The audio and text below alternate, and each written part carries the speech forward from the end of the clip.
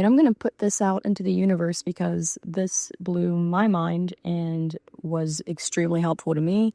And if it can help one other person out there, then why not share it? So, I don't know about you guys, but when there are times in life that maybe you are interviewing, when you are sitting across from someone that has more lived experience and credibility than you, and you feel yourself shrink a little bit. And you don't mean to, you just feel this pull, and it comes from the pit of your stomach, a voice in the back of your mind. It's like subconsciously you put them on a pedestal. And by doing that, you put yourself lower than them. And all of a sudden you're not acting like you normally would. You're thinking about things that you normally wouldn't think about. You're talking with your hands and you're making big motions, and you don't show up as the best version of yourself. And it's so frustrating because you walk out, you're like, who was that person? That wasn't me. Why did I feel so inferior? And I did some digging into this, and there's so many terms out there, right? It's like confidence or self-ownership or all these different buzzwords. And I was like, what the heck is the actual core of what I need to work on for this issue if I want to overcome this? So like I do for a lot of things, I just put into GPT. I was like, okay, here's a situation. Here's what happens. Here's how I feel. Like, help me identify the core of the issue that is happening here. And basically, maybe you guys are already ahead of me and you got it, but it comes down to self-esteem and what you believe about yourself. It's like, okay, that makes sense. Before you really build that outward confidence, let me take an inside-out approach here and start with self-esteem. So I did some more research, and I came across this book, and Patrick Bet-David, if you're familiar with his work, he's great. He suggested it. And it's called Psycho-Cybernetics, and it was written by Dr. Maxwell Maltz in 1960. And basically, it's very helpful. It combines self-help with psychology, neuroscience, and visualization techniques. And it teaches you to reprogram your self-image to really rewire how you see yourself.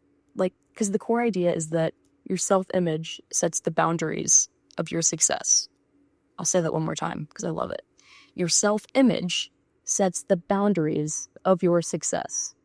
You change the image and you change the outcome.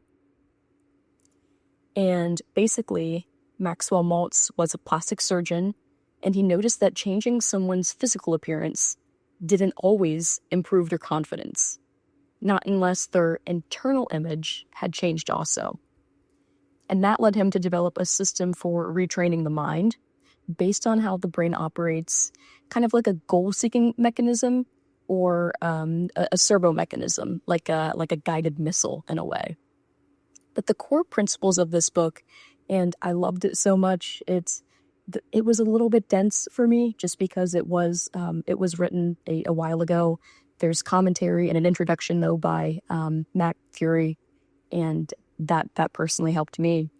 But I'll break down the key principles, and then I'll share one free AI tool that helped me actually take action on the book. Because, you know, some of the books where you're like, okay, this is great, but this is, I don't know, however many hours long, 24 plus hours long. How can I actually implement this into my daily life? So I'll share that in a minute. But before I do, I wanted to just touch on the key principles. So the book goes on to say that 1, self-image is everything. So you behave in ways that match your beliefs about yourself. And if you see yourself as a failure, your actions, often subconsciously, are going to reflect that. But if you change your self-image, your behaviors begin to align with that new identity. And I love that. I think that it is not something, at least in my case, that you think about too often. But when you put it that way, you can totally see like the golden thread throughout your life and how you could be holding yourself back. The next one is the mind works like a machine. So your brain operates like a goal-directed system. So if you give it a target, it will work toward that target. It's almost like if you're thinking about the thing that you don't want to happen. I've heard it described as like you're skiing and you're like, do not hit the tree, do not hit the tree, do not hit the, oh, there's the tree. Because your mind wants to have that target, right? So the subconscious can't tell the difference between real and vividly imagined experiences. So it talks about envisioning a future you and having that work as a target for your brain. Because just as if you think about something negatively, that becomes a target, you can also think about something positively, and that becomes a target. And I love that. The subconscious can't tell the difference between real and vividly imagined experiences. So that's like saying, okay, if I imagine myself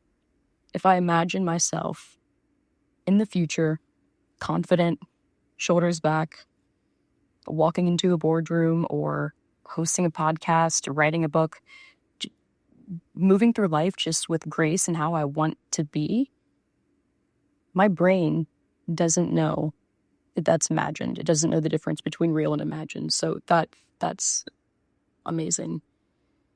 The next is that visualization rewires reality. So mental rehearsal is a tool to build a new self-image, and repeated vivid visualization of desired outcomes primes your nervous system to act as if it were real. Again, going back to the mind working like a machine and not knowing if something is real or imagined.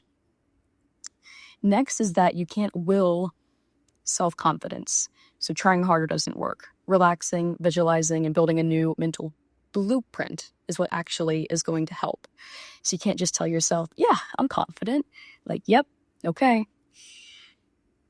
But you want to replace negative patterns rather than fight them. And I like that too, because again, if you're trying to tell yourself and will it and say, nope, I'm confident, oh, not thinking about that, you could almost be doing more harm than good. But actually replacing negative patterns and not fighting them, right? Because that, again, is just super unnatural, can be super beneficial. And then last is that happiness is a habit, not a goal.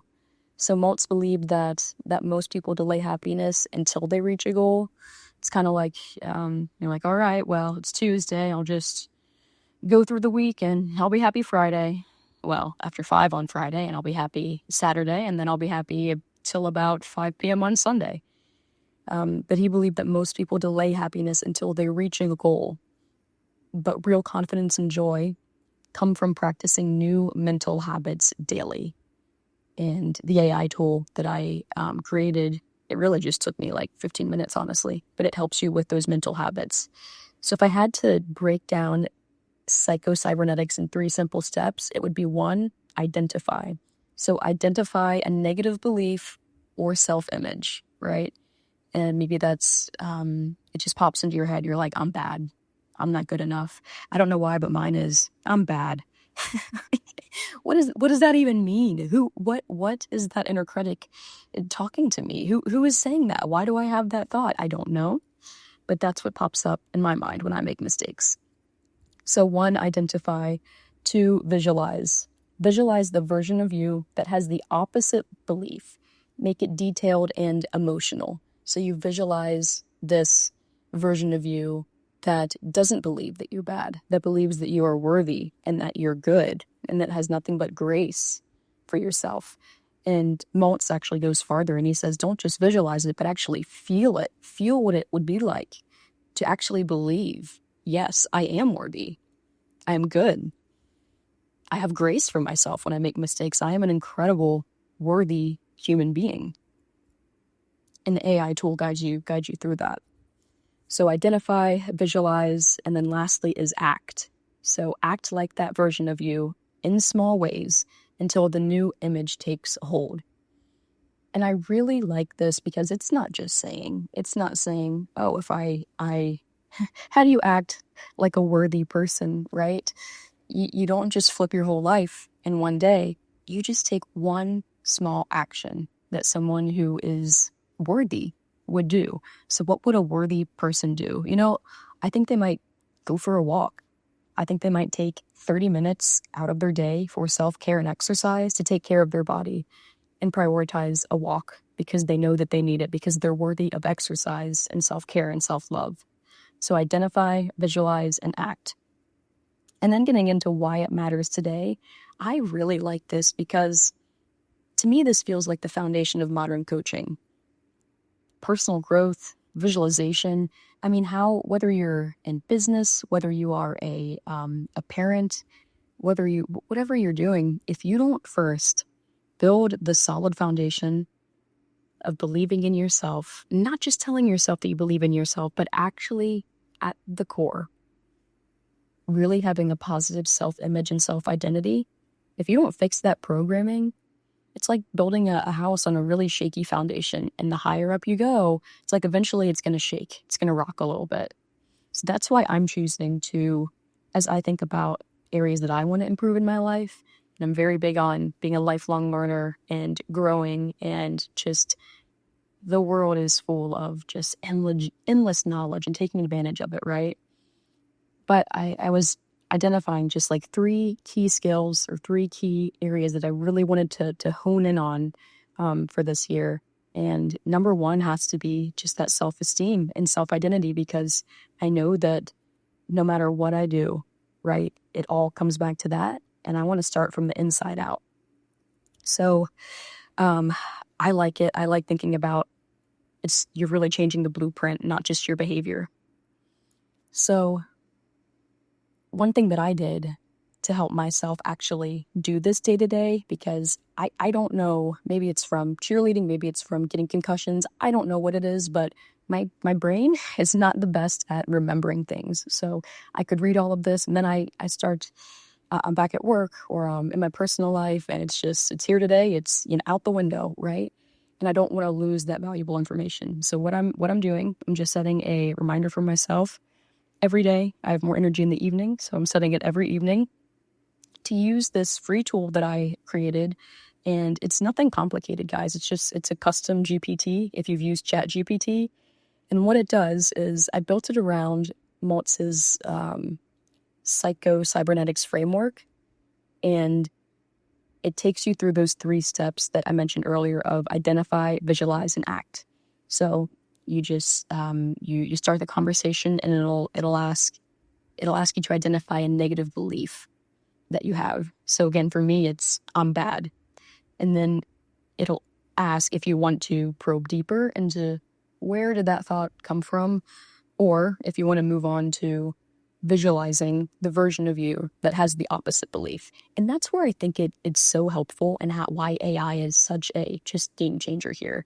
Because these exercises, like it can be hard if you're just told what to do and you have to coach yourself through them. But no, AI actually coaches you through the exercise, and it goes back and forth with you like a conversation.